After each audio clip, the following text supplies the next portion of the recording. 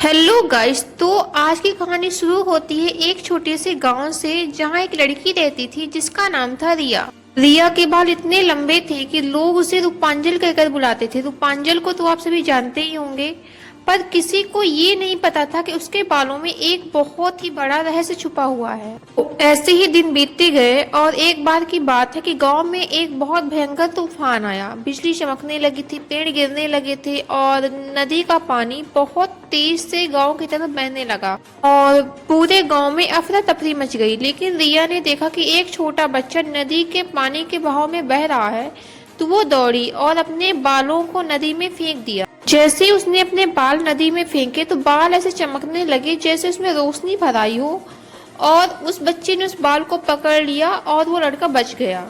ये सब बातें देखकर गांव वाले हैरान थे, क्योंकि जैसे ही सुबह हुई रिया के बाल छोटे हो गए थे। सबने पूछा ये क्या हुआ। रिया मुस्कुराई और बोली, शायद मेरे बालों ने किसी की जान बचाने की कीमत दी है।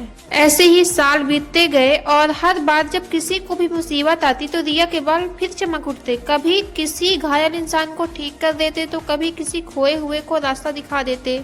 लेकिन इन सब में एक बात कॉमन थी कि जितने बार वो लोगों की हेल्प करती थी उतने बार उसके बाल छोटे होते गए थे। तो अब उसके बाल बहुत छोटे हो चुके थे। फिर भी गांव में एक दिन एक धनी आदमी आया और कहा, मैं इन बालों की ताकत खरीदना चाहता हूँ। रिया बोली, ये बाल बिकते नहीं है, ये तो किसी की मदद के लिए जीते हैं। रिया की ये सब बातें सुनकर वो आदमी नाराज होकर चला गया। लेकिन अगले दिन जब उसने देखा रिया के बाल पूरे गांव के बच्चों को ठंड से बचाने के लिए गर्म कंबल में बदल चुके थे, तो वो रो पड़ा।